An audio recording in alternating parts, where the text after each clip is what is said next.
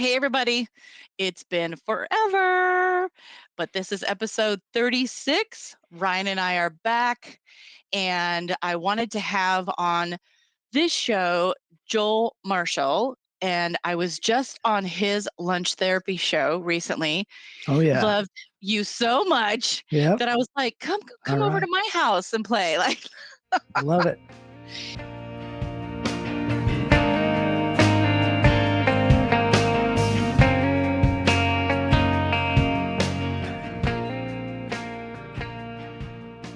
and you are an actor, comedian, like you do so much stuff. You do your show Mhm. every Friday. That's just one podcast, right?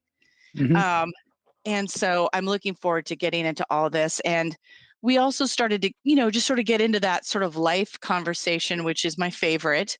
Yeah. And we'll probably do a little bit of that here. But welcome to the show. Yeah, Thank welcome. you. I'm such an honor to be here. When you were on my show, it was just so wonderful to have you and have your energy and Oh, just all of your power come to thank visit you. us.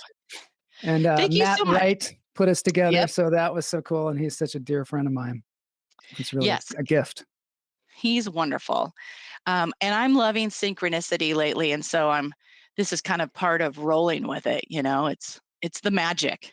Yeah. Um, but so give us some of your background. Like we started to get into like the world of a comedian, but you also are an actor. Yeah. I'd just love to know your background and history. Well, I grew up in Edmonds, Washington. My dad is an artist. He's a metalsmith, so he works in Ooh, mainly like silver and gold, and works with hammers. So wow. yeah, and he was a teacher at the University of Washington as well, Hmm. and he taught alongside some really great people like George Tsutakawa and Chihuly, and Oh, wow. yeah, some great artists. And he's he's one of the most prolific silversmiths in the world. Wow. And yeah, so I always, my highest attainment in my mind was to be some kind of artist, Oh, because yeah. I had this dad, and my dad was like uh extremely dedicated to his work. He was from Pittsburgh. He didn't have he had a very blue collar sort of way of going about it, which I appreciate. But he was like, it was all about him making his own work. He never had other people make his work. He would design it himself. He would make it. And it was not like, I don't think it was an easy career to embark on. Yeah. But he was a big role model to me growing up. Wow. Growing up actually around a house with an artist, you know what I Yeah. mean? That's gotta feel wild. So funny, my dad's from Pittsburgh as well. Oh, really? Or he grew up for a time in Pittsburgh, yeah. Oh, wow. So he's got a bit of an East Coasty Yeah. flavor in there, which Yeah. I always appreciate. But yeah, that's kind of rare, I think, to actually grow up in a household where one or more of the parents are actual artists. Like, what was that like? Well, I used to tell my friends that he was an accountant or a fireman or anything I could tell them, because when I Of said course. he was a metalsmith, they were like, they just What? didn't understand what I was talking about. And we had a big metal robot in the front of our yard, Oh, Wow. which wow. is now a Pokemon stop, apparently. Huh. Is it? Pokemon, yeah, it's Pokemon stop. But it looks like an Imperial Walker is what the Pokemon stop says. Oh, But wow. it's just a giant rusted bolt of a thing. And so my friends would ask me like, why do you have that in front of your yard? And I'd be like, so I would come up with a reason. I told my friend it mowed the lawn. I said, yeah, it Nice. mows the lawn at like 4 a.m. And sometime that he couldn't possibly see it doing it. And apparently he told his mom. And then the mom confronted me, and it was What? pretty embarrassing. Yeah, she's like, Jeff says that your sculpture mows the lawn. Is that true? And Jeff was there. Jeff Prinz was over there saying, yeah, Joel would never lie to me. He wouldn't lie to me. And apparently I did lie to him. The tiny lie. A tiny bit. So yeah, it wasn't like something that we really had a lot of. I didn't know a lot of people whose parents were Yeah. sculptors. And my dad would be out in the front of the yard, like watering the rocks, watching how the water falls on the rocks because he was going to make a fountain. And Uh-huh. my other friend came over and was like, Mr. Marshall, they're not going to grow. Let me help you. Let me help you. There's something wrong here. But yeah, so it was super inspirational for me to have somebody like that Yeah. around. Well, So yeah, I could hear what you're saying too, though, when you're like, my family does a creative, unusual thing, like not the norm, right? Like yeah, sometimes for a kid, I feel like that can not be a good thing. Like I just want to be normal. But later you're like, oh, now I realize how cool, yeah, like cool that is. yeah. Yeah. Mhm. My family was not, I mean, my dad was musical, but I didn't grow up with my dad. So uh, I don't know, like why it's an interesting that it triggers all the same. Yeah. Like, regardless of whether or not maybe you grow up around it. I don't know, Ryan, if you grew up in a creative household or Not very creative. No, I mean they're more creative now. Like now that my mom's in retirement, she paints oh, all the yeah. time. So Yeah. it's nice to see. Yeah. Yeah, that's true. My mom, when she was alive, like later it was more hobbies, like quilt making and things like that. But I think I used to always fantasize about wishing I had grown up and with at least like parental figures who could weigh in on it, Mhm. or have some sort of guidance or a bit, you know. It's Yeah, not as great as people think, though, sometimes, Yeah. because there's also my dad was also a professor at the University of Washington in sculpting, and so he had very high standards for things. And Oh. so a lot of times I just felt like I just wasn't good enough. You know what I mean? Like I Oh, yeah. really, I yeah. would draw something and then he would draw it, and I would just be Ugh. like, oh man, I can't do that.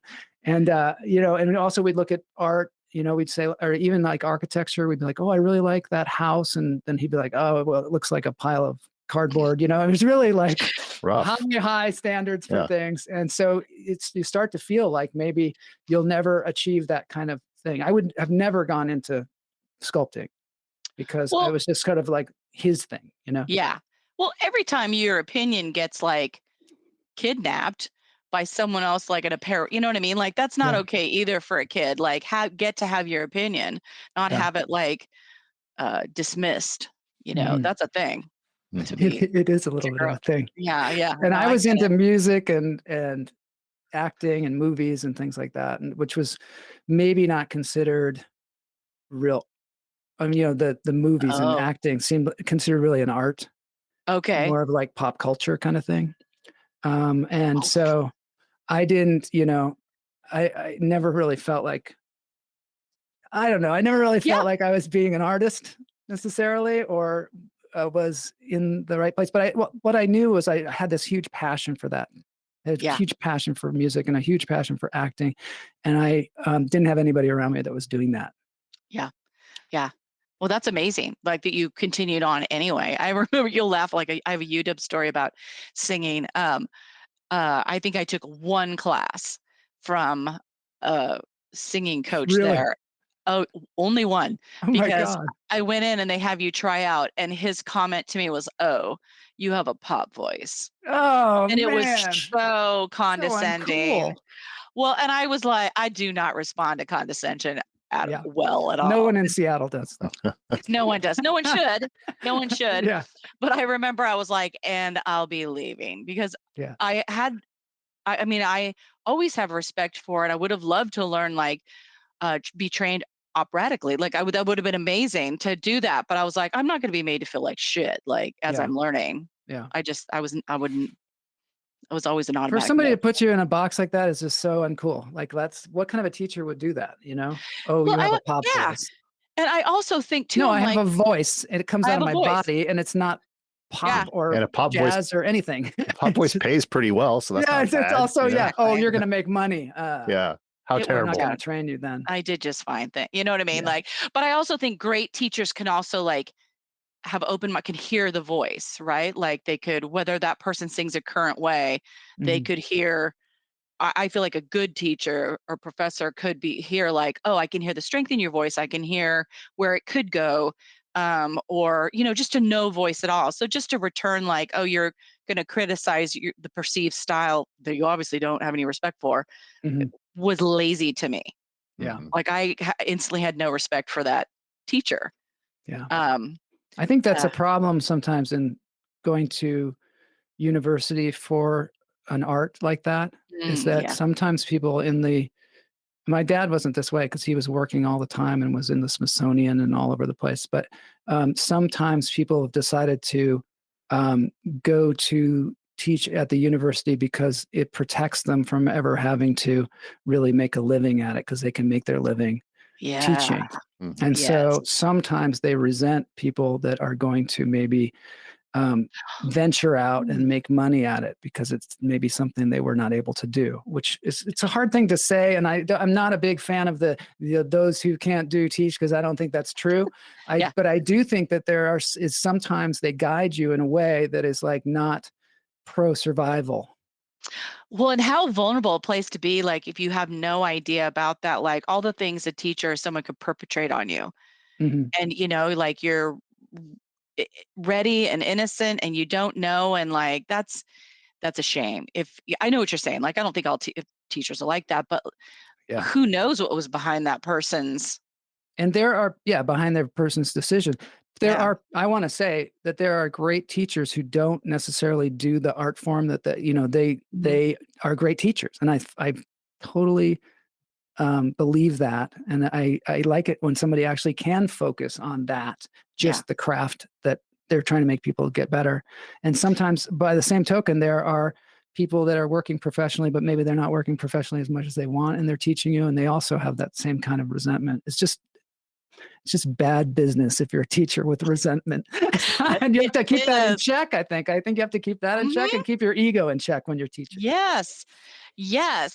Bad business. I just love that. I also didn't like my French teachers either. Like they were so, condescension's not my thing. So I spent a couple years taking French and got the worst grades ever, and finally made myself go to France to learn, because I was like, I'm not going to learn this way. Yeah. It was so terrible. But look at what little punk rockers we are. We're like just flipping the finger at anybody. But also that sort of like Gen X sort of like, fuck you. Like, I'll go do it myself, DIY, like I'll figure it out. Like, shut I up. know there was some resentment in all of us because we were feeling like we were ignored. I was feeling like that growing up in the Pacific Northwest. Like, I had people that would call it Oregon territory. Oh, yes. You know what I mean? Like people really did not know what that was. And if you went, and I would sometimes go to the East Coast or we'd travel or whatever, and people just really didn't seem to know who we were. I think the most exciting thing was when Seattle was on Scooby-Doo, an episode of Scooby-Doo, where they had the Underground Seattle and the Space Needle, and oh my God. And then one time Seattle was in the show Emergency, and it was like the biggest deal because it was like, oh my God, they recognize us as if we exist. Okay. Well, you know what's funny is you and I talked on your podcast, we're like about the Seattle scene and the state of mind of people who grew up here. And, I just was saying, I was like, I don't think anybody thought anyone was ever going to be looking, No, we were like, screw you. I'm going to take my ball and play in my backyard. And that's going to be good enough for me. And you just go away. Yeah. I felt like there was a little bit of that, Well, now just like, now look at Seattle anyway. So Seattle's a completely different place. Look at the monster we've created. Oh my God. I blame Paul Allen. I'm sorry. Rest in peace. But Paul Allen. If we're going to blame somebody, we can pick. Microsoft and Paul Allen. Bill I Gates. blame Jeff Bezos. Yeah, I think. Throw him in there. Yeah, throw him in there. I might even say Starbucks a little bit too. Yeah. Like, Howard Schultz for sure. Howard Schultz. Okay, we've just slammed all of them. So much for our funding. And they care a lot. They're listening and they care. They're so concerned. Yeah, we just lost our biggest fan. What does Joel Marshall think about me? Oh, he'd be awake at night. Exactly. Well, he orders a lot of Amazon stuff, so I guess we're okay. It's gonna be a dent in my business. No kidding. Well, how did you get started in acting? Did acting come first and then comedy, or was it kind of both? I was always into comedy just as an improv. I didn't even know what improv was. I didn't have actors around me growing up. It's not like I grew up in Brooklyn or something like that. I grew up in Edmonds, Washington. There were no actors around. Apparently, Anna Faris comes from there as well, but there are not many actors. So we did our own sort of street acting, I guess. We would put on these weird shows. We'd go, like there was a parade for Rosalind Sumners, who was a skater, Olympic skater from our town. And so we went down and got into the parade, but we drove like my friend's big, his parents' car. And it was a big Lincoln. big brown Lincoln. And we got in there and we had masks on and we would throw sardines out to the kids. And we had all these signs that would say, it's a Roz kind of day. And we just do kind of ridiculous like things. We go to McDonald's and we'd order a hamburger and then put it on our head or something like that, or turn it upside down and come back and say, I got to return this hamburger. It's upside down. And just, we had a thing called the Myth Club, where it was like a club. It was basically an anti-club, anti-click club. Mhm. So anybody could join. And we had positions. We had the chief in charge of yogurt production and the hamburger mola. We had different offices you could hold, and we would meet at the Denny's. But our main thing was to try and confuse people who took themselves too seriously. That was our goal. Yes, please. Yes. So we would do really confusing things and just see how people reacted. So we came up with this thing where we'd lie face down on the ground, because we found that this was the thing that really confused people. Is we would lie face down on the ground. There'd be like 2 of us or 10 of us, and in a public place. And then we just see what happened. And we try and lay there longer than it felt comfortable. Wow. And the first time we did it, my friend Scott Amy and I, we were at a baseball game. There's some kind of baseball game going on. And we went out into right field and we laid face down in right field. Oh my God. Just to see what happened. And you know what? Nobody did anything. Yeah. They played the game. Everything went on. We lay face down. And then we got up. What? Commitment to the art. Yeah. Yeah, it was commitment. Just so then we got be. really into this art form we called face dancing, which later on became planking, which is like became an international fad or whatever. But for us, it was just trying to get people to see something that makes no sense, because that was our goal. Do something that makes no sense. It takes a lot of courage to do that, especially at like, I'm serious, like at that high school or whatever age, like to go do something wacky and you're probably small, or conservative, just anything like out. That takes a lot of guts to do that. Even if it's funny. Yeah. I would have joined that club in a hot second. I feel like Tri-Cities could have used it. Easily. Probably use it still. Yeah. Exactly. Well, and I saw that on your website too, and I was like, "What's this?" So I was like, "Okay." I mean, well, I don't know if it's like that comes by nature for you, but also I wonder if it comes out of, I don't know. Not every kid is born with the sort of like, yeah, this world ain't all that. I'm going to go mess with it a little bit. You know what I mean? Like not everybody's born with that courage or the impetus and it's certainly not always like, oh, I just want to cause chaos, like disturbances. It's more, I'm thinking wider than right here. I think that was the early on urge to perform that we had. And we just did it wherever we could. And we didn't really, I joined the drama club or tried to like do a play in high school, but then I was on the swim team and I never got a chance to do it. And so I never found that outlet that some people do. And I always knew that I wanted to be an actor though, but I just didn't know how that was going to happen exactly.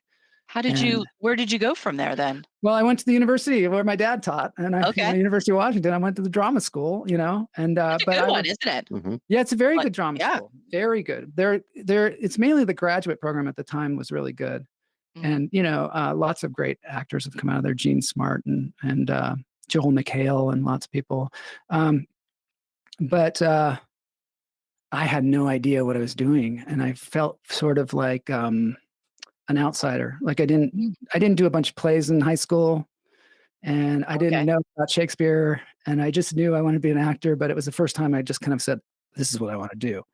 But I was really scared. And I bet. And also I had that kind of idea that if I'm going to be an artist, it's got to be, the greatest thing ever, real high standards, otherwise it just sucks. You're already putting the weight on yourself. I had the weight on me, like heavy. That's the start of a drug or alcohol problem right there. Yeah. And I drank a lot of alcohol because I was in a fraternity, which was weird because I was in a fraternity and I was in the drama school, and never the twain shall meet. Totally. Yes. So people would like, hey, do you want to rehearse at your house? And I'd be like, no, I do not want to do that. Not in front of the boys. No. Yeah. So, but actually the friends from that fraternity are my long time friends. Cool. Yeah. So it was not, it was really I made a lot of great friends there. But the drama school, I did a lot of academics and really learned a lot about the history of theater, but didn't perform as much as I wanted to be performing. Mhm. So I didn't really learn how to act there. I learned how to talk about acting. So afterwards, after the university, I decided that I would audition for the Seattle Rep and like all the different Oh, theaters that are yeah. in Seattle, because there's this Mhm. kind of a vibrant theater community there. And every place I went, they were like, "You're 14 years old, or you look like you're 12. You should leave Whoa. and come back." And at the time, and I don't know whether this is true in Seattle now, I'm sure it's not. But at the time, if you came from New York or you came from LA to perform, which seems antithetical to the whole Seattle thing, Right. but somehow you were better because Oh, you were like a New York actor or you were a Los Angeles actor. They don't like LA, but if you were an right. actor from there, it was like you're a real actor I because you're could, on I could see TV or that whatever. because I mean You they know got what I to mean? sell tickets. They got to Like, sell tickets. they'd be like, They "Oh, we gotta got a sell big tickets. actor from New York." Yeah, Ethan Hawke shows up. It's like they're going to sell tickets. Yeah. Yeah. Or at the time, I don't know who it was, maybe. But yeah, it's just a business. But they were like, I don't know what we do with you. You got to go someplace else. So I was like, You gotta okay. And I was like, thanks. Wow. Thanks a lot. Thanks for all the I help. Yeah. appreciate that. You gotta go. I think they were just being kind. But to me, it was like more like of a kind of denial of what I was doing. So I was like obsessed with John Malkovich. I had seen him. Oh, yeah. I had seen him in Death of a Salesman on HBO or something like that. I'd seen him in I found at Blockbuster Video. I got a tape of True West, which was him and Gary Sinise doing the Sam Shepard play. And it was just like, what the hell are these people doing? Because it was not what I was doing in drama school. It was Okay. like, it was rock and roll. It was dangerous. It was out there. And I was like, where are these guys coming from? And I found out a lot of my favorite actors were coming from Chicago at Steppenwolf Theater. Okay. And so my friend Kevin Sherman was moving to Chicago, and he said, "You want to come?" And I said, "Sure." So that's what happened. I left like in 1989, kind of when things were just happening. Wow. Yeah. Just happening. And I didn't know. I knew that Matt Wright was in a band, which was totally out of the blue to us. Like, what's he doing in a band? Oh my God. and Because for Matt those- was, not in a Yeah, band in high school that I know. But no, I don't think so. Well, for those who don't know, Matt Wright was the lead singer of Gashuffer. Yeah. It was a huge band during the Huge grunge band, era. Yeah. And Isn't that was that so much. funny? That was such a thrill for us because we were like, here's Matt. All of a sudden, he's this rock star, Right.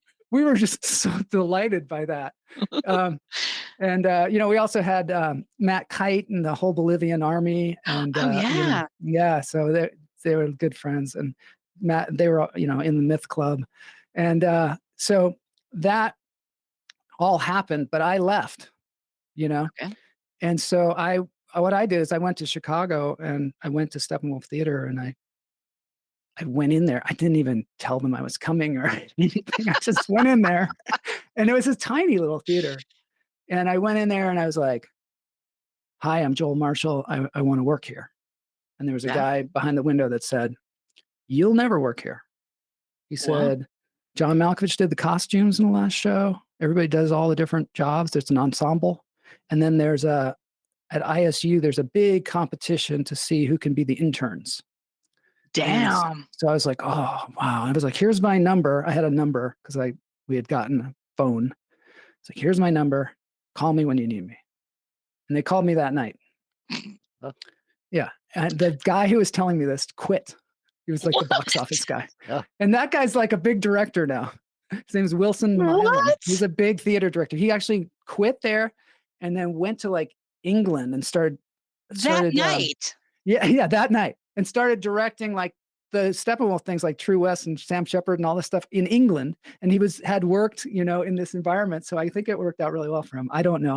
I'll have to get him on my show. But he someday. says to your Wow. face that To my night, face, you'll never do it, pal. But then you get a call. I love that. That's And so I'm great. already in this kind of world where I don't even know what I'm doing, I Good have no timing for idea. both you guys then.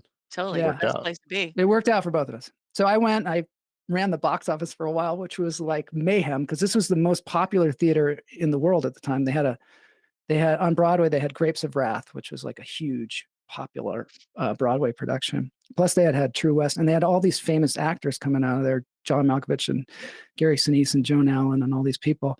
Everybody in their ensemble was like famous at this point. So, but the place was still super small and exclusive. So all the rich people were trying to get tickets, and they were just really yelling at me. They were just screaming at me. It was like a trial by fire. I thought they were going to break the glass to the box office, you know? Do you know who I am? They were clamoring to their theater. And I just had a wonderful experience there. I was there for like 2 years. I did every job, including I got on stage. Right on. Yeah, it was a great experience for me. And they were like my dad in that they were very blue collar actors. Mm-hmm. You know, even if they were famous or whatever, they were just really down to earth. They were very practical, almost too practical at times. Because if they fight on stage, they really fight. Oh. And when you're doing 8 shows a week, that takes a toll. Yeah. If they drink, they'd really drink. Wow. Like John Malkovich was doing True West, and he drinks beers through the whole thing, like the whole second act or something. Oh and he said he realized one day he was in Central Park and somebody tried to mug him, and he just like went off on him, like almost killed them or something. Jeez. And he said he realized he was becoming an alcoholic.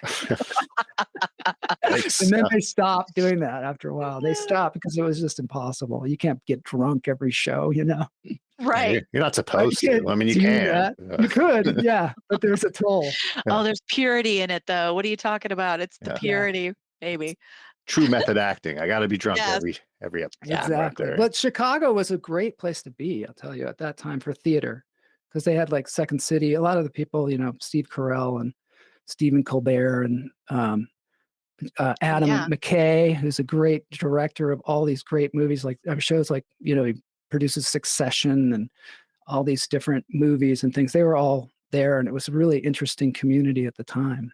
Well, and Chicago had its own like music, Wicker Park, like its own music scene. I remember touring. So my favorite thing in Chicago was I would literally show up with an extra like suitcase just to go thrifting, because down in Wicker Park and below or east would be these humongous like thrift stores, and it was like you find things for like $1 and just pile up on the things. But I remember getting going to like Second City.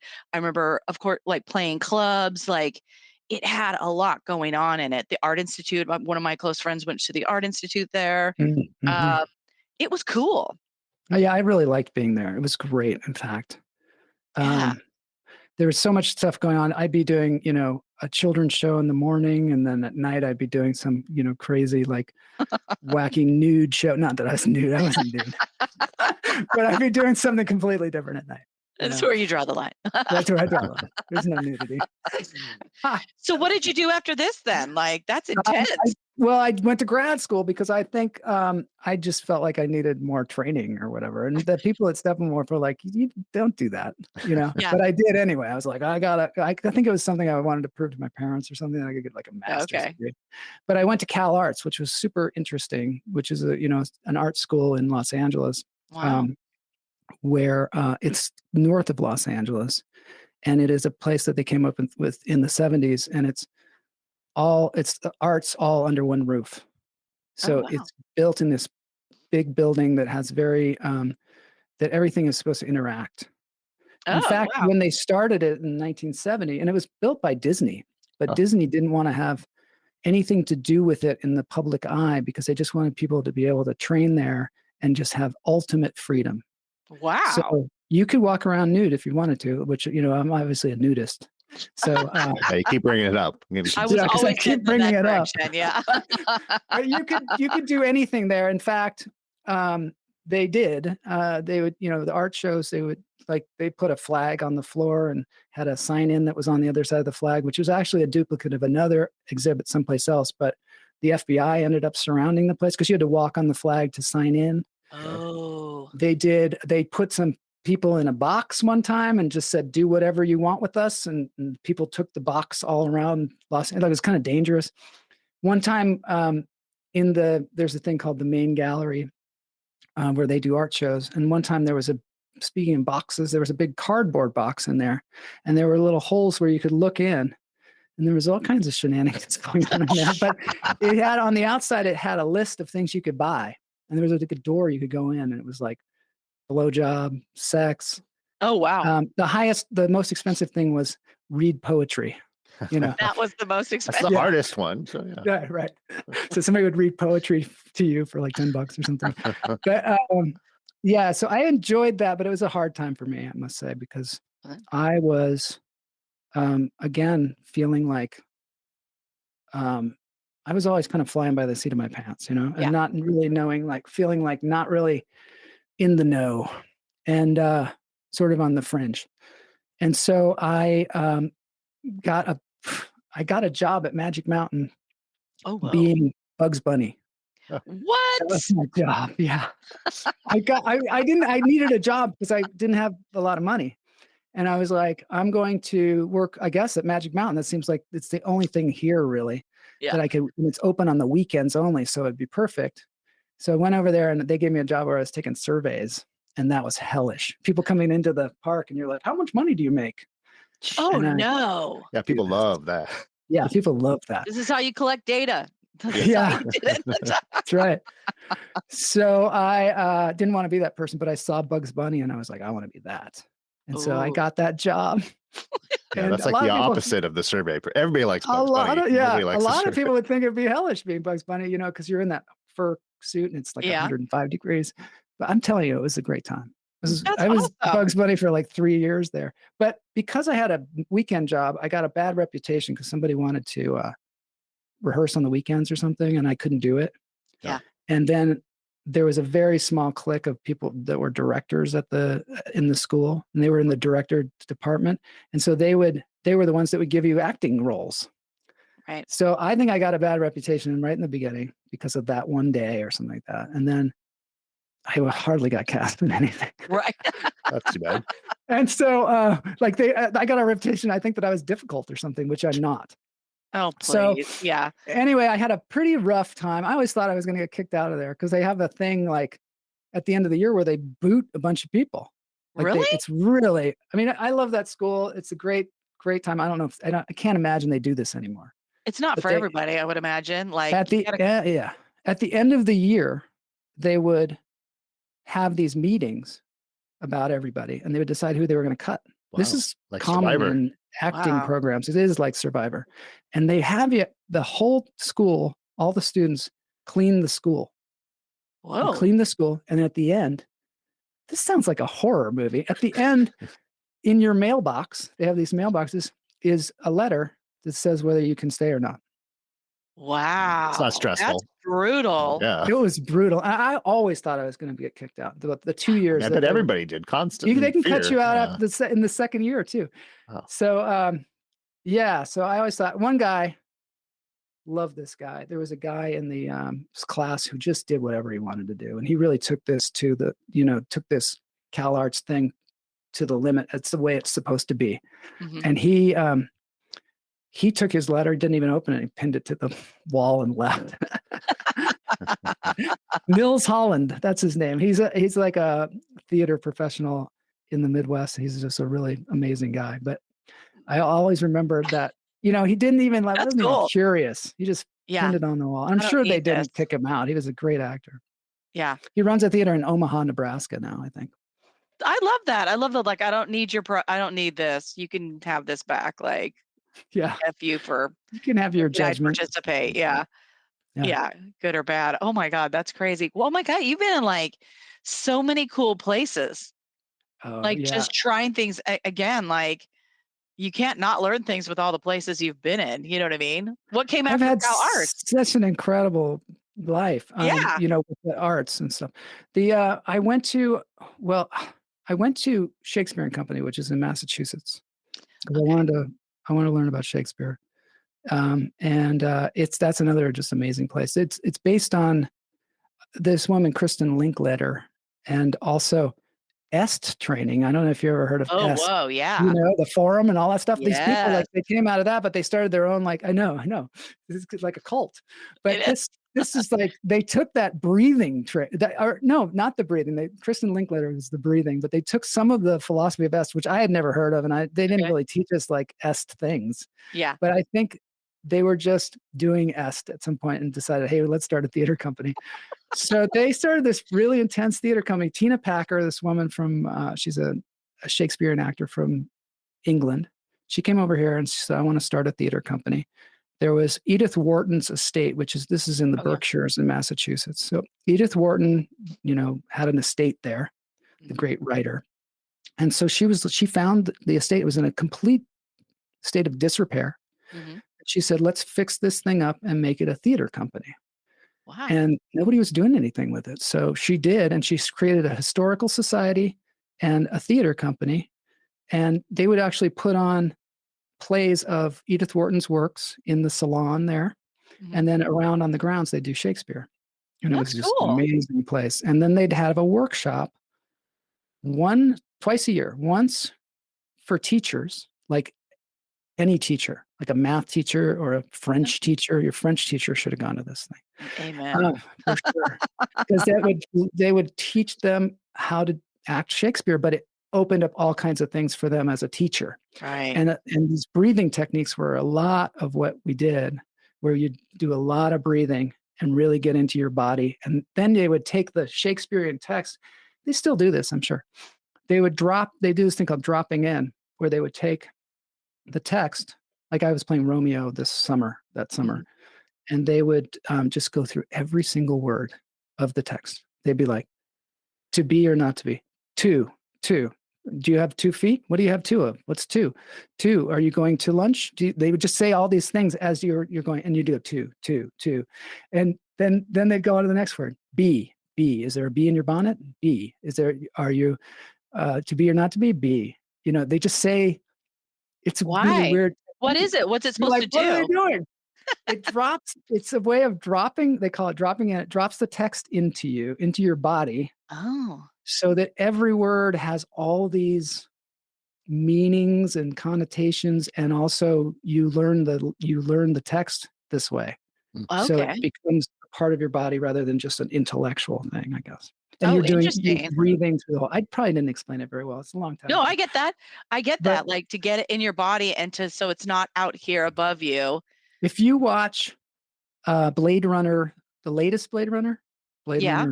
whatever, 20 something. yeah, Yeah. they do it in the movie for a moment. Do they? Yeah, and it's I'm gonna go because look. it's somebody was at Shakespeare and Company, and they put it in the script somehow, Oh. put it in a scene. Nice little Easter egg. And I was watching, I was like, they don't call it that, or they don't do anything, but it's exactly that I'm gonna go look technique for that it. they're doing. Yeah. Yeah. I think that's amazing just because it just seems like it would bring the text, ground it, you'd be grounded in it and in the whole experience as opposed to, because that could really get away from you if you're nervous about doing Shakespeare, right? And the Mhm. text that could just remain so far outside of yourself. But if you're like, no, make a home in it, Yeah. like get in there, make a home in it, become it, like be it. That's so grounding, but also a way to commune. It is a way to commune, and it's also the way she looked at it was, Tina Packer, was that when you're doing Shakespeare, especially outside, Hmm. she believes the voice resonates in the body, just like music, Hmm. singing resonates in the body of the audience. And just like when you watch a boxing match, your muscles do the twitch of the boxer.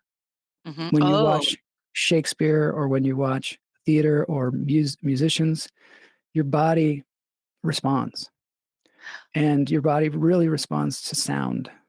So she felt like getting as deep in your body as possible, breathing as deeply as possible, getting the words as deeply as possible into your cells, you could affect the audience emotionally a lot more oh, I love than that. any other way. And also the idea of, if you've done Shakespeare, there's a point where it just becomes a part of your cells. Like it's not in your brain anymore. It's in the brain cells. What's that even feel like? What's that feel like? Well, I have anybody who's done Shakespeare can recite Shakespeare, just out of the blue. Yeah. you know, but it doesn't, like, I don't think thus with Imagine Wing or Swift Seen Flies, an emotion of celerity. You know, I don't think those words, you know, Uh-huh. But you just say them, you know, they just come out of your body. you have them.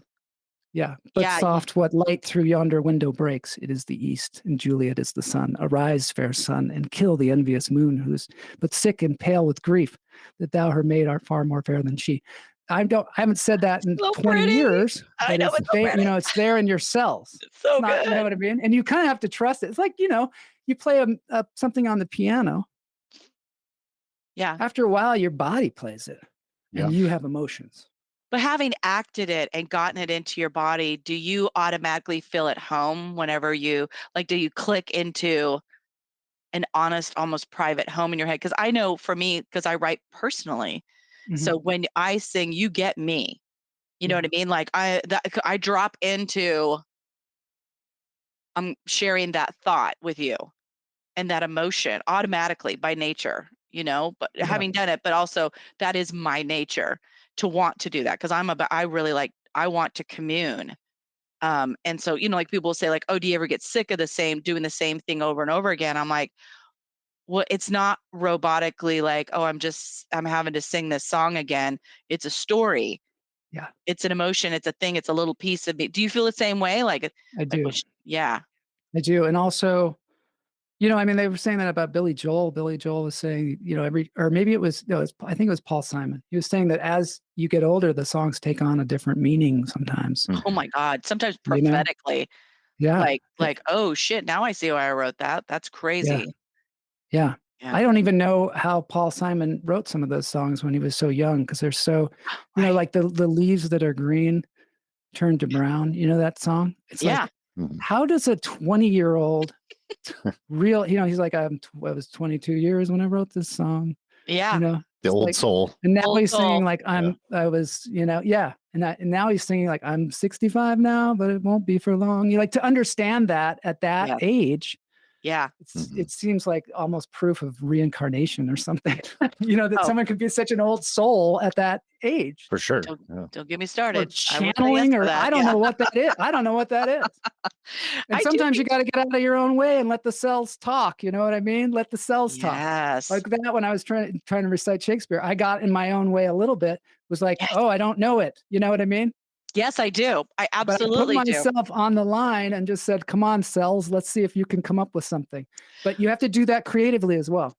Well, I would imagine like when you put yourself in front of an audience, then you've got that body of energy in front of you. Like it takes quote unquote effort to stay grounded, like and not get swept away by, oh, what's that person looking at, or what do I look like, or the first like 20 minutes of me being on stage is wrangling all that. And even the recording studio, it's like it takes me a good 20 minutes to like let it go Yeah. and just sink in and just be. Yeah. And you're so good at it too. Oh, You are. I thank mean, I've been you. watching Thank some you. of your concert footage because I wasn't, you know, I wasn't there. But I watch it online and I'm just like, wow, you just have such a command of the audience. And the audience is like, you know, body passing and going all kinds of crazy shit. Yeah. And you're just so like in it. You know, you were talking about some sweaty place where you perform, Yeah. you know, in one of those interviews. And I was just totally there with you, you know, like Yeah. being it's almost sounded like you were in a heart.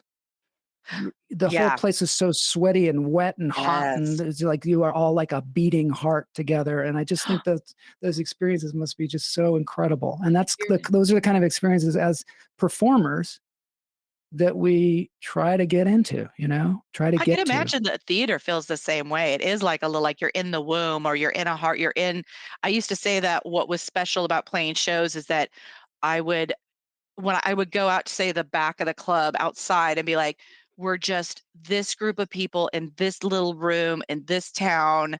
But inside here is this full universe happening like for Yeah. 2 hours. You know what I Yeah. mean? It's a How collective conscience. Like everybody just kind of so melds amazing. together. Yeah. Yeah. And it's like diving into a pool. Like it kind of made it easier. I'm like, well, I'm in it.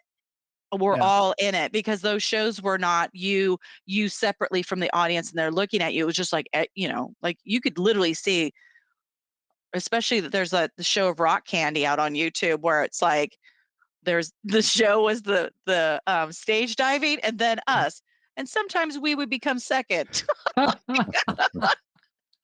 That's so great. Like, wait, which show is this now? Like, Yeah, that's what I like about stand-up comedy is it's such a conversation with the audience.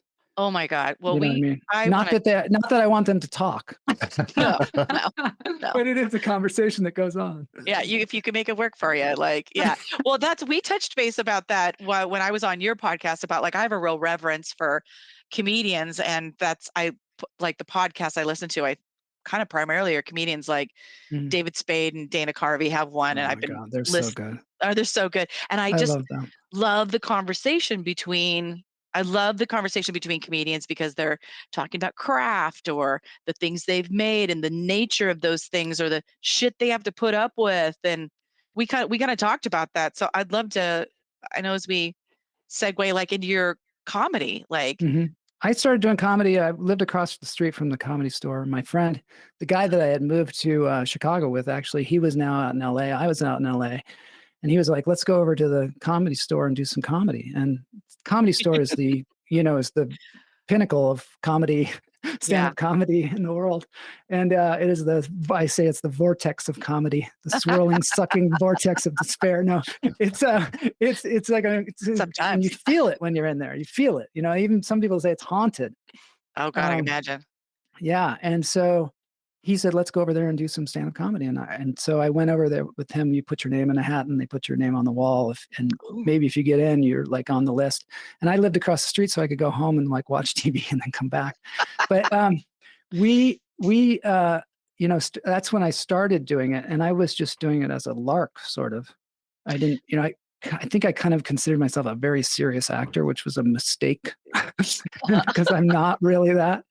And and at the time I was like going out for these roles and not getting them. And because I didn't understand my true nature, which was Myth Club and not being serious, perfect man.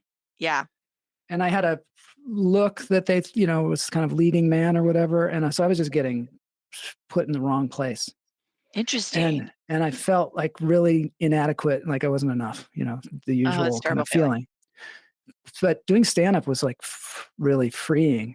And Kevin and I would go over there and I'd have material, but then I didn't even say it on stage. Like I'd just say other stuff. And it was such a short period of time, but I felt a super freedom to that. And we both let it go at some point because he and I had like a big falling out for a while over the internet, some internet business we were doing, which is another story, but we had a major falling out. And then I just didn't do it anymore. And then it wasn't till later on in my life where I was feeling really lost. Yeah. Because Los Angeles is difficult sometimes. Oh, I can't even imagine. For me, it was profoundly difficult. Yeah. But I mean, I'm sure it's more difficult for some people. Whatever, it was for me difficult. Oh, no, I get it. Yeah. And also being from Seattle it's not a real Seattle person place. Anytime I was in LA, it's the most lonely I've ever felt. Yeah. Like just fish out of water. I don't know. Yeah. And the values felt different, everything. But at some point when I was really in the deepest, darkest place, I found stand-up comedy again. I went and saw a friend of mine who was doing comedy from CalArts. And then she introduced me to this friend, Cynthia Levine, who's a stand-up comedian she's been doing it for decades and decades. And she was like, she could teach you how to do it. So I started working with her and I started doing the clubs.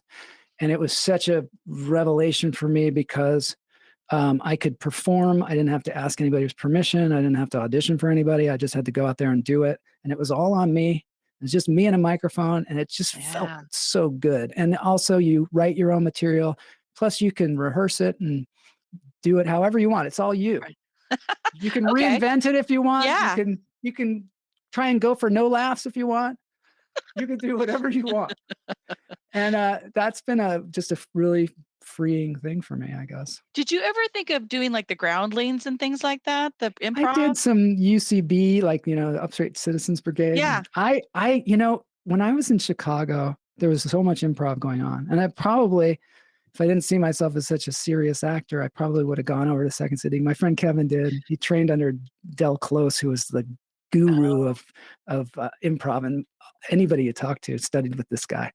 Yeah. But but I didn't do it because I was like, I'm a serious theater actor. And I think part of that is I got that from the University of Washington. Right. They were like, look, you got to be serious and this is what you got to do. And it's really hard and nobody's going to make it and no one ever does. And you're just stuck. And Thank you.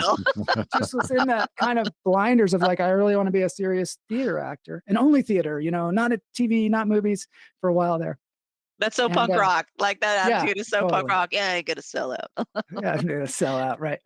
So there was that whole sellout. Here I am in LA going, I don't want to be a sellout, which is just a horrible idea. That's going to work out great. Yeah. That's going to be good for you. You're going to enjoy that. You're going to enjoy doing a lot of menial labor. So I that stand up for me just was like, I don't know, like a gift from God. I get it. Just the way you're saying, it's like you could own it. You could do whatever you want. There's autonomy in it. Like that's attractive. Just having I either succeed or fail. It's on me. That could be scary or that could be really liberating. Like, great. Yeah, the other thing I did that was really helpful was I had one of the first podcasts or first early podcasts. It was called Fat Free Film. And I interviewed filmmakers. So it was called Fat Free Film because at the time, like independent filmmaking, we were like trying to cut the fat from our budgets. That was our idea. And so we interviewed all these filmmakers because I didn't really learn how to make films, and I found out, you have to kind of make your own stuff. You can't just be an actor. If you want to make films and make television or whatever, you have to like write it yourself and do it. Right. And I learned that from Gary Marshall when I was in Chicago. He was, he did Laverne and Shirley and Happy Days and all that stuff. And he said to me, Joel, you got to write your own stuff and you got to put yourself in it. That's what he said. Yeah. And I was like, oh shit, I should have learned how to write screenplays, I guess. Thank you, Gary Marshall. Thank you so much. So I decided I'd go do this podcast. It was actually this guy asked me to do a vlog, he was calling it. Okay. And I said, well, I think we could do a podcast. This is new thing. You have to like make an RSS feed and all this stuff. And I'm kind of a computer geek. And so I made the whole thing and we went around and interviewed people, but we were able to interview such interesting people. He ended up leaving, this guy, because he wanted to talk a lot about raw food. His name's Dr. Jesse Rines. Yeah, he's a funny guy. He's like a Yale educated, intellectual, really neat guy. And we were doing this, but he was like, this is going to be about independent film and raw food. Oh, okay. So we'd always talk to our guests about both things, which doesn't really work. But then my wife, Kamala, who's an actress here, and she and I started interviewing like more directing towards film. And we interviewed Peter Bogdanovich and Leonard Nimoy and cool. Patricia Arquette and all kinds of people. And they were just really into it. Like they didn't know what it was. Yeah. Because it was so new. I mean, I would imagine like when they know, when you're talking to someone who actually is interested and has some knowledge of what they're doing, like when, at a certain level, when do they get to talk like that about their craft? If not amongst themselves, but like a good, smart conversation must feel very pleasurable. That's what I found out. I Yeah. found out that these people wanted to talk because they go on talk shows and they only have to, they have like a little soundbite that they do. Yeah. Yep. And this is like not being done because podcasts were, Right. nobody had iPhones. Nobody had iPhones. So a podcast, you had to like download it to your, Oh, Put it on your your, iPod. iPod and Yeah. then go running or whatever. Those one were of the- the good old days. One of the Ryan, big- I didn't even know that. Like, of course you know that. Yeah, he knows. Yeah. One of the big things, I went to the Seattle Film Festival at one point and I was like, I'm going to go up there and I'm going to go to my hometown and I'm going to interview all these people at the Seattle Film Festival. And I went up there and nobody would interview with me. I did interview Beth Barrett, who runs the whole thing. That was cool. She's But nice. then she was super nice, but I was like, really like feeling like out of sorts. Like it wasn't as easy as it had been. And I was sitting in a coffee shop and there was this older guy there and he and I were talking about cats or something like that. And then he said, I got to go to a movie. I was like, oh, you're going to a movie? I didn't even know he was there for the film festival. And he's walking to the movie and I was like, oh, I'm going to the same movie. And then all these people started coming up to him. And then so then I was like, who is this guy? So I like Googled him on my Trio, I think I had at the time. I Googled him, and it was the guy who wrote, it was Stuart Stern who wrote Rebel Without a Cause. And Whoa. he lived in Seattle. So he won an Emmy. He wrote Sybil. He would cast things. He'd be on the set, and Paul Newman was his best friend, and Joanne Woodward and all that stuff. And he got, I don't know, hurt or something emotionally, I think, because he's a very emotional, like wow. emotionally available person, really artist in the truest sense, that he left LA, just totally left, and moved to Seattle, worked for the Woodland Park Zoo. Oh my God. It's a good choice. That's a great choice. He took care of the gorillas. Oh wow. Oh my God. That's And kinda he's like cool. really like friends with animals, this guy. Anyway, he started teaching screenwriting and things like that up in Seattle. And they have a thing called the film school. But anyway, I happened to luck into meeting him. That's one of the best interviews that I ever did on that show. Oh, I can't even Because I imagine. asked him if he'd do it, and he's like, I don't know what that is, but let's, okay, come over to my house. So I went over to his house, interviewed him. It actually regained my passion for acting. I found it again.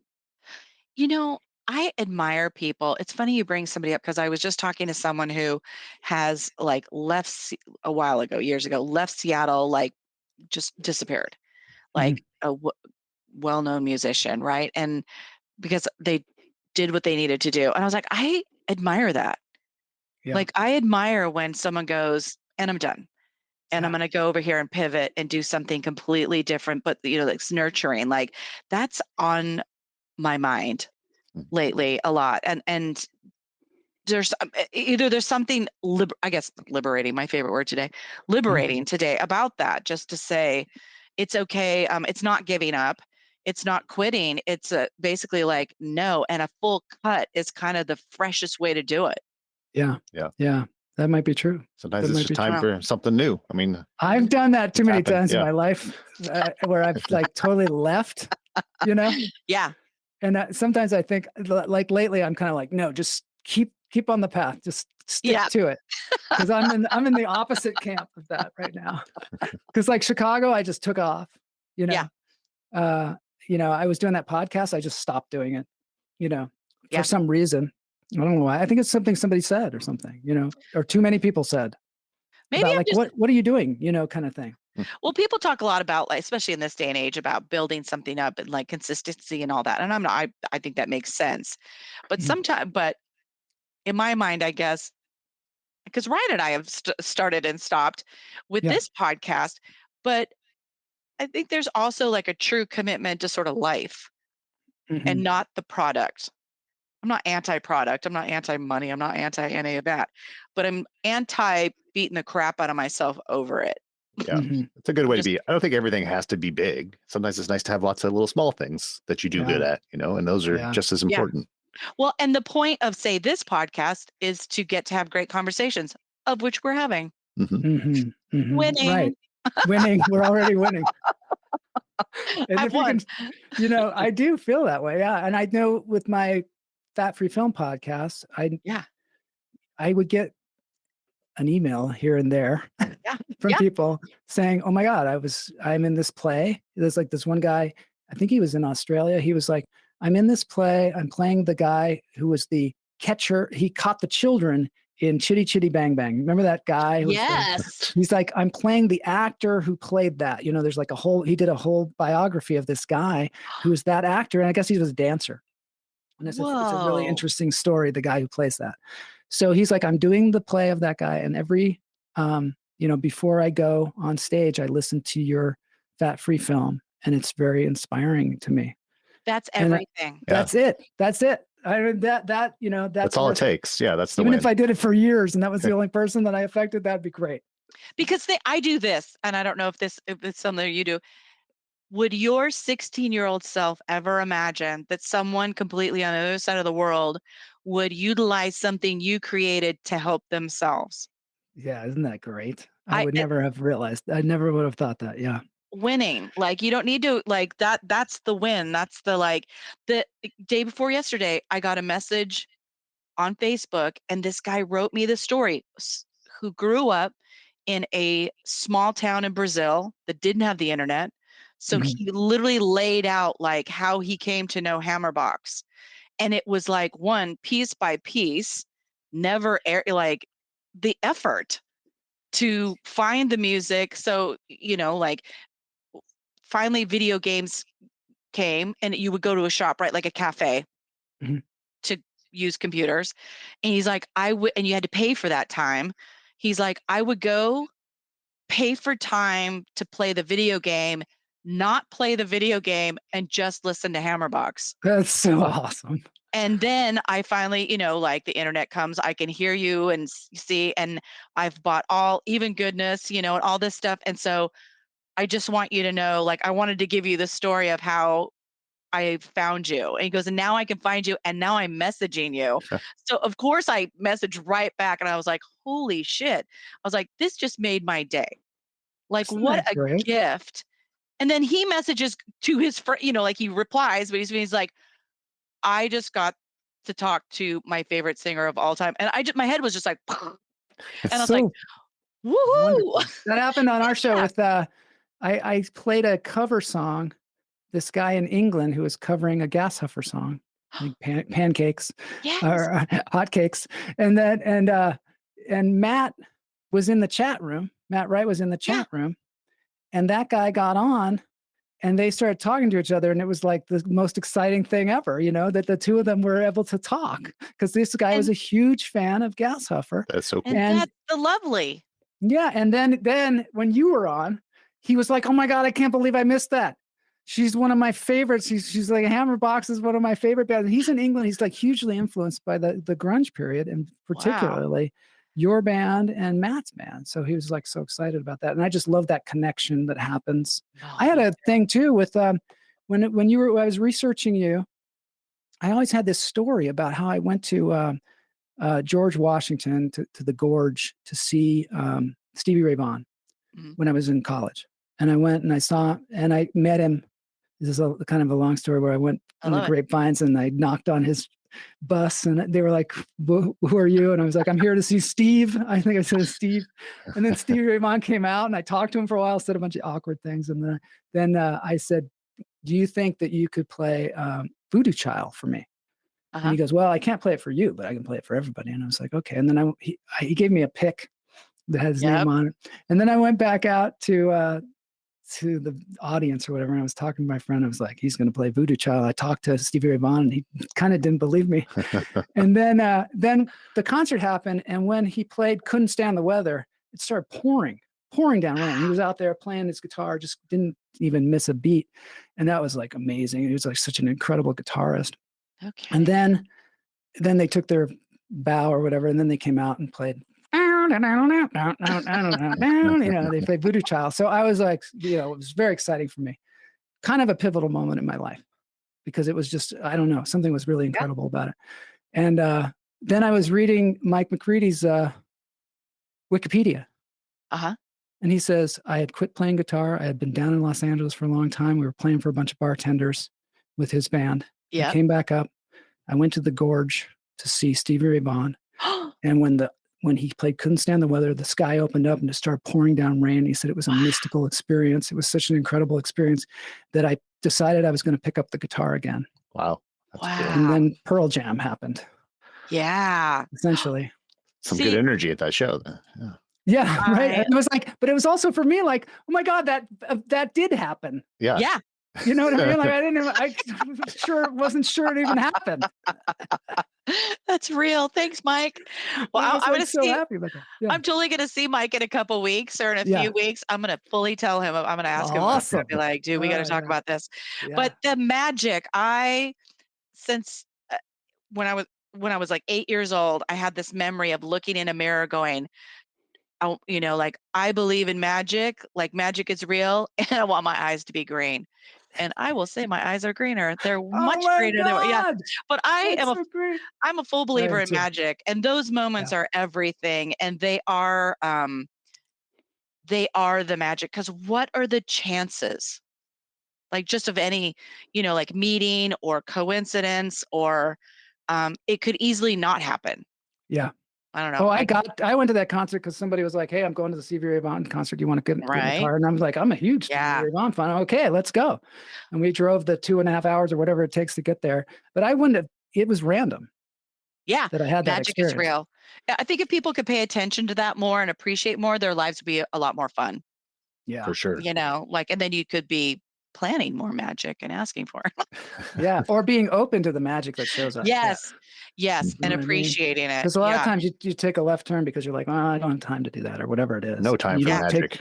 Yeah. You don't take the moment for the magic to occur. Yeah.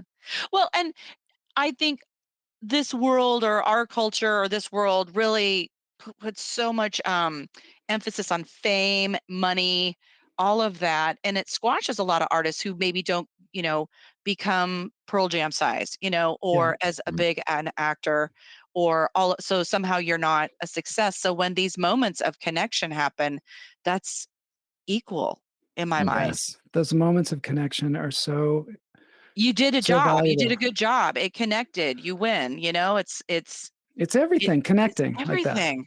Yeah. Yeah, because I always sit there and go, I make myself say, it's not difficult, but to say, remember your 16-year-old self. Now in the Tri-Cities, Eastern Washington State, sitting there going, is that 16-year-old thinking some kid in Brazil is going to fall in love with your voice and listen? No, No. none of that's happening. You know, like, Yeah. so just to remember the special, you know. Yeah. And how can you can't really plan for that to happen. You just No. have to follow your heart. Yeah, And it's to and you actually did a good follow job. your heart in the situation where maybe other people are saying, "What the hell are you doing? Why are you doing this? Well, you're in a band? What do you mean? You looked in Right. the rocket and you found a band, you're auditioning for what do you mean you're in a band?" You know what I I mean? know. I kept waiting for that blowback from my family, but it's I guess one of the things I always say I liked about my mom is she never got in my way. That's so great. She It's never, valuable. yeah, she never said, "What are you doing?" Yeah. Thank you, mom. I love you. Yeah, yeah. Well, now you're an act. You do comedy, right? Because Yeah. you're gonna play like the Comedy Store, right? Yeah, on the March I 10th, saw this that. next Yeah, Friday. yeah, right around the corner. Yeah, I do comedy, stand-up comedy. I mean, because of the pandemic, I took it underground, started doing it online, you know, with my show and stuff. Yeah. And so I've been going out maybe like I do a big show like once a month or something like that. So the next one is next Ooh. Friday, but I think I'll be getting out more now that things seem to have calmed down a bit. Are you excited? I'm super excited. Yeah, I'm so excited to get out there, you know. And it's still great to have an actual audience and be, you know, I mean, one that is you can hear. Yes. Yeah. You can hear Oh and my see, God. Yeah. Yeah. you know. It seems like stand-up comedy online would be hard, like streaming, because Yeah, you so have that's no response, just That's why I silence. started Lunch Therapy was because they had a bunch of Zoom ones where you'd go and there'd be like a bunch of boxes and everybody would do their stand-up comedy. And I did a couple Oh. of those and it just was so alienating. Not to say that weren't good ones. There were some Mhm. good ones out there and there probably still are today. But my the guy that the promoter who's also from Seattle, the promoter down here that used to do a lot of comedy shows around here. He made this. He got on this app, and in the app, it was like there were supposedly millions of people watching you, but I don't think it was true. You know, it was like some weird app, and you were supposed to do stand-up comedy and put your phone over here, Uh-huh. and Jimmy Shin is the guy's name, who's the promoter. He's like did a lot of great things for me as a stand-up, and I love doing his shows, and he's really wonderful. So he was trying to find another way we could do shows, Right. but this was just Yeah. made me feel bad Yeah. because you're trying to do your stand-up, which doesn't Baby. work on a phone, and then there's all these like animated characters coming in and blowing up and No. people like making comments and there's money ding ding ding ding ding, but I don't think it was true. He stopped doing it after How a while. distracting. Yeah. So he Like, stopped doing it after a while. So I was like, what am I, how am I going to do it? And so I just started doing stand up straight to YouTube. And I do yeah. like a half an hour. And it was just like, this is going to be an exercise for me. And Right. whoever shows up can show up. And then that show evolved. I started doing fat-free film type interviews on Fridays. Yeah. And then on Tuesdays, I do just like a variety show. And it's Right. mainly a way to connect with people. And then also a way to inspire other people, and then another way to just keep myself well oiled, you know, Yeah, because with you're what I'm doing. prolific. Like, so I was on therapy, right? Therapy Yeah. lunch. Yeah, Yeah, lunch therapy. lunch Mhm. therapy, and that was really fun. But like, I went to your website, and like, you got your whole left side is of your nav is like so much stuff. Yeah. And I can only imagine as a it just shows you're such a creative person. You know what I mean? And keep making the things and having the fun. You're doing Yeah. that. Yeah. I try to do is I try to come at things from as many angles as I can Yeah. because, it's just, smart business-wise, I think. Not that I'm a good businessman. I'm trying to Not learn a yet. little better about that. But you know what I mean? Like, I do the stand-up comedy and I perform that way, but then I'm auditioning, the traditional auditioning way. And Uh-huh. then I'm in an acting class with one of the great acting teachers of our time, Oh, Ivana Chubbuck. uh-huh. And I'm just doing comedy in there like that. I'm so happy right now because Nice. she somehow I got together with her. I interviewed her on my show, and she's trained like Jim Carrey and Oh, all wow. kinds of different people, and Charlize Theron and Brad Pitt and all kinds of people, and people that are Aubrey Plaza and stuff. All Yes. So time. Yeah. she knows her comedy, she knows her acting, but she was like, "I'm just going to give you comedy scene after comedy scene after comedy scene," and we're just having a blast in there. I'm doing all the great comedy scenes from Monty Python to Cable Guy, Oh, sweet. and it's fun too because a lot of the people in that class are like younger than I am, so some of them haven't seen Monty Python. They Oh haven't my seen some God. of this stuff. And so it's like Exactly. new. Like they're like, "Did you make that up?" And I'm like, "No, this is No. Monty Just like, yeah, Python. You must absolutely. It's all mine. get on the YouTube and start laughing." You know? So you live in LA. Yeah, You live in yeah, LA? How is LA for you now? Now that like you've been there a while and you're doing some things you love. yeah. One of the things I've learned, well, I've lived here for a while now, is you have to build a community. This is a place where you Yeah. have to build a community, and you have to build a community of people that support you. And I don't mean financially. I mean, they're not going to say weird shit to you that's going to stick in your Yeah. head, Yes. because you need to keep it kind of clean. Mhm. Yeah. And you need to also be. My big mantra this year is expansion because I feel like there's limitations I give myself. Oh, yeah. Like Yes. you Yeah. know what I'm talking about. I do. So I'm Yeah. trying to remove those limitations and maybe fall on my face a lot, maybe Yeah. because those limitations are there to protect me. I think, and Until I they want to don't. Right. but Until they're not protecting me. yeah, They're yeah, just yeah. protecting maybe my ego or something. But usually they're set way back so that they need to be pushed out, Yeah. those boundaries of creativity and about what you can do. Good for you. So that's just my mantra. I hope it happens. No, good for Every day you. I tell myself, just, are you scared?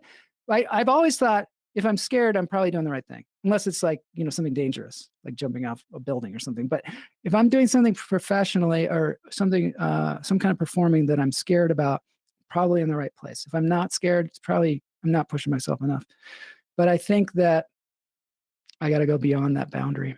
I Mhm. appreciate that because I think it's easy, and not necessarily wrong for everybody, but like it's easy to sit down, especially as we're getting older, to be like, well, I'm going to sit down, maybe I'm just going to have a good life. You know what I mean? Like, so I'll just Yeah, chill out a little bit, and that's fine. I don't think there's anything wrong with totally that. fine. Totally Simple fine. life is Yeah. wonderful as well, and some of those, there's great lessons in that, like being very present and all of that, but it's easy, I feel like, to sit down sometimes and it's harder to get back up and say like try something or make something or whatever it is, because I don't know about you, but like the getting up can be the hardest because you're getting up with all the stories on top of you, and you Yep. have to really be persistent with yourself as you're wading through that, as you're getting up, right? And Like you think about all the stories that all of us carry, yeah.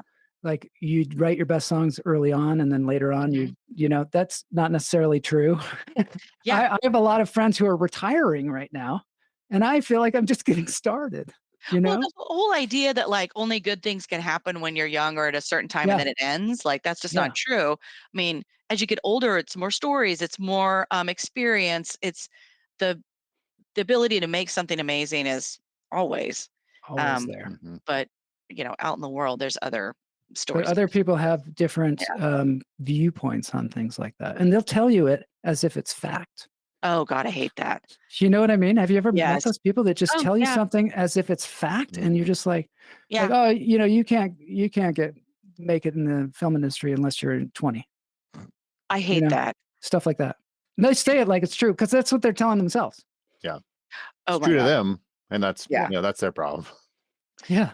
There's so many stories and biographies I've read with musicians, male and female, but just some female ones where people are just out and out saying like, "Oh, you're not good at this," and they're like award-winning like songwriters. Like just someone will just out and out tell you like, "Oh yeah, you're not good at this," or "Yeah, you can never do this." And I was You've like, got "That a is pop voice.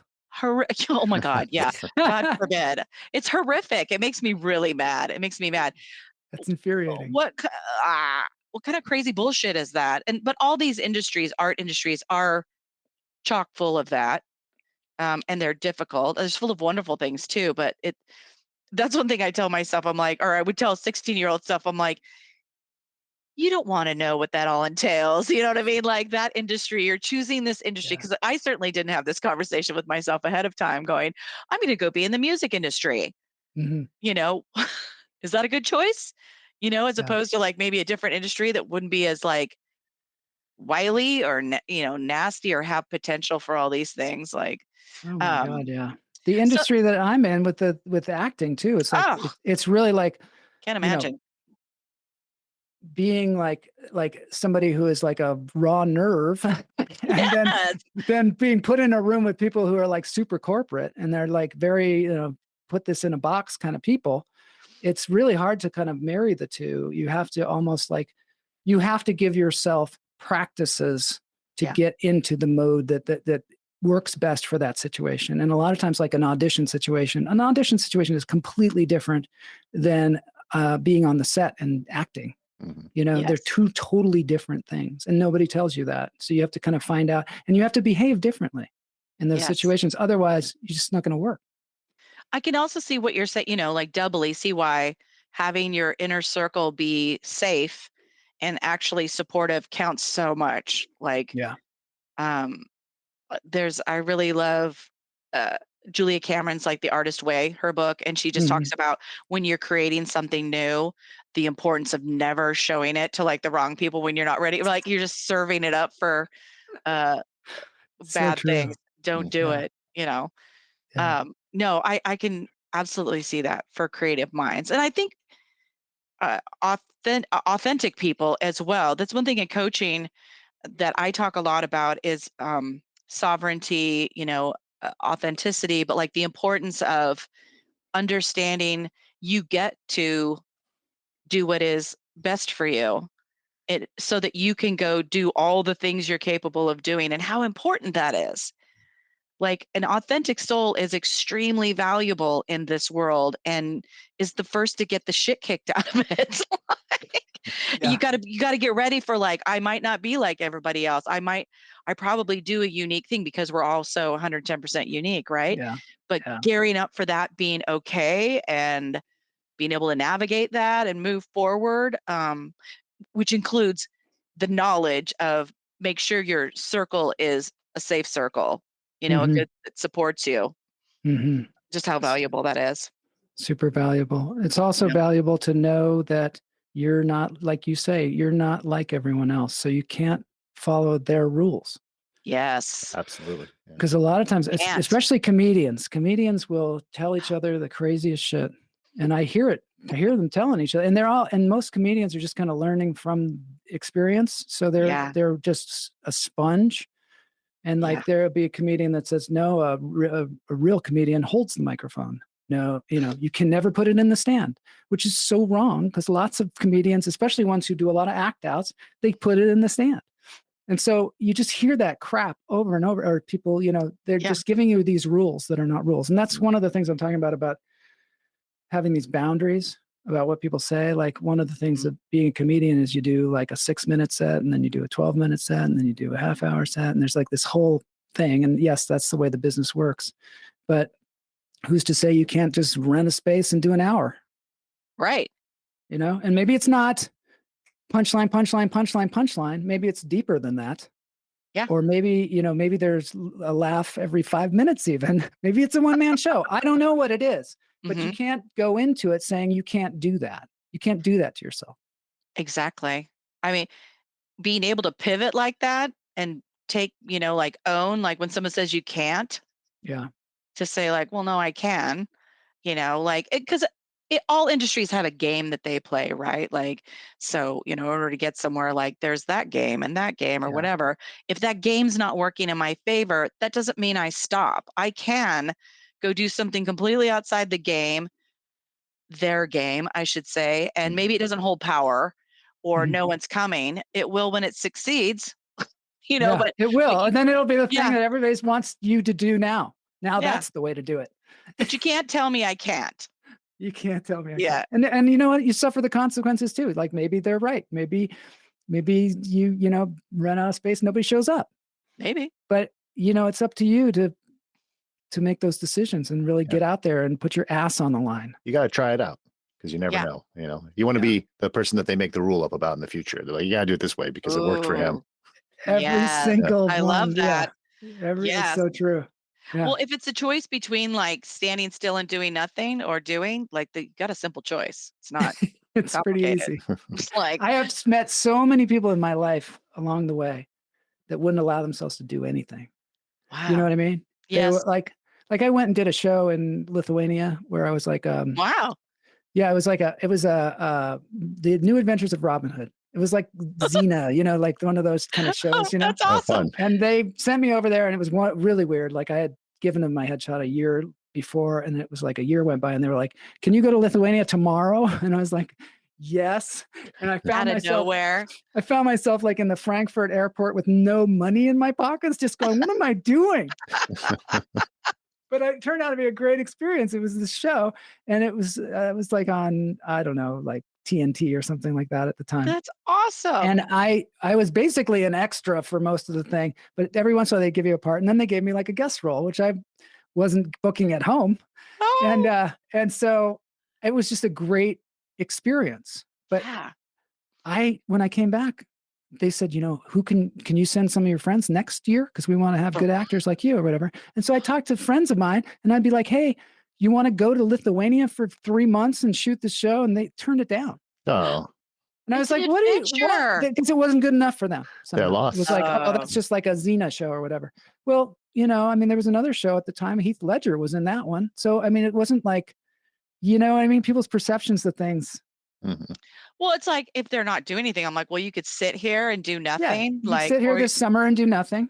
keep energy going. Like, just Yeah. a whole game of people telling you like you can't do something because it's perceived wrong means it's like they're paralyzing you. Like, oh, you want to be able to succeed on this path, so you need to be seen a certain way. I'm like, that's a nasty little paralyzer right there. Like, It is. so I can't go do anything else because I'll mess up this one road you said I maybe can have. Because for some reason, the road.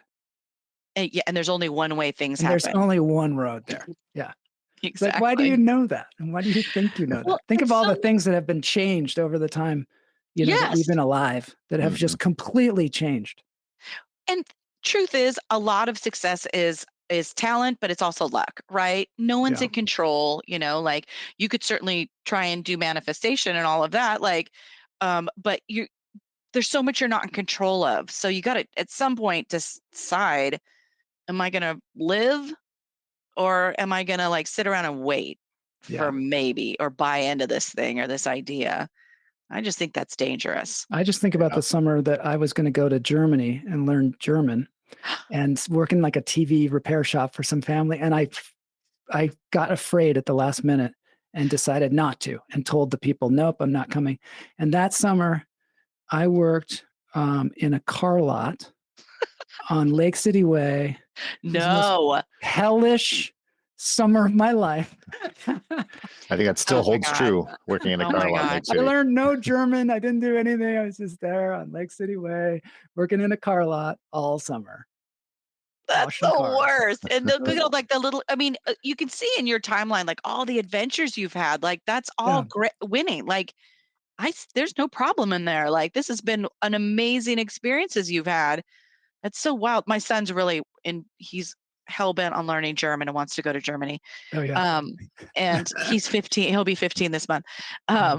But just I'm fascinated. It just reminds me, like, it's a way of living too, to be able to just like take an adventure. It's not your standard way of doing things. Mhm. But if you're like that, like you are, I'm like that, where I'm sort of like, wow, I want my life to be filled with adventures.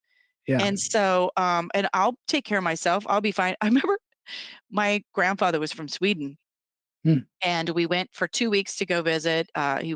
He grew up in Mora, which is north. It's actually by like sort of Santa's, whatever, in Sweden. Mhm. And we went, and I'd never been to Sweden. It was amazing to meet relatives.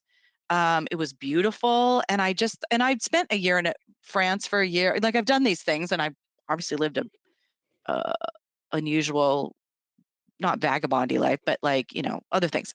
I like Mhm. adventure.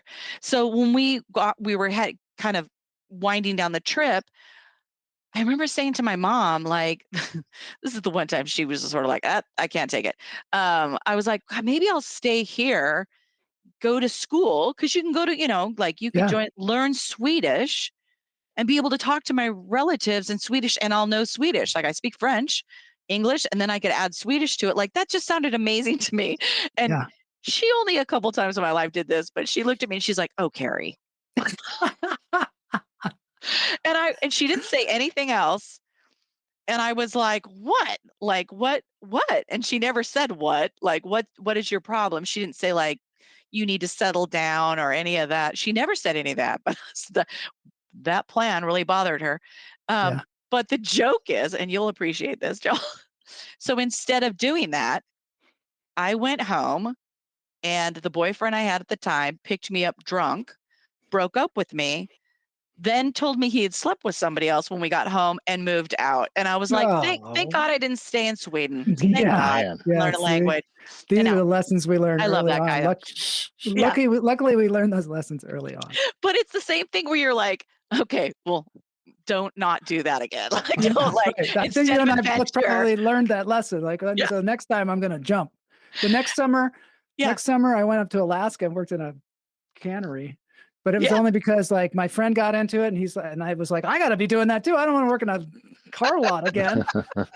Yeah. So I got But myself in Alaska, there. what adventure is that? That's amazing.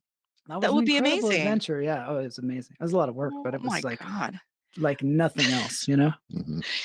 Well, okay, so Joel, what are you doing now? What do you want to tell the people about? Like, you have a website that has so much fun stuff in it, Mhm. but like, you're doing comedy, your consult. What's next? What are you doing? Okay, so I want to tell. So I'm continuing on lunch therapy, which is happening Tuesdays and Fridays at noon live, and then it's also you can go there anytime and watch videos, and there's all kinds of fun stuff there.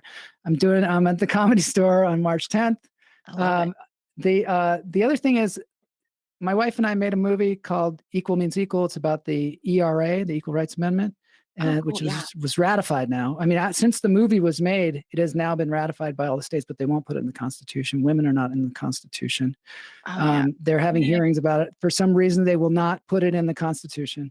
So we're still working for that day when women are in the Constitution. So that's the other thing that. Yeah, my wife actually got arrested the other day because she Oh. went to Washington D.C. to the hearing. Oh, And wow. there was so much BS going on in there I this can't hearing imagine. that she stood up and started saying something that took In her this away. day and age, I Good can't for even her. imagine. Yeah.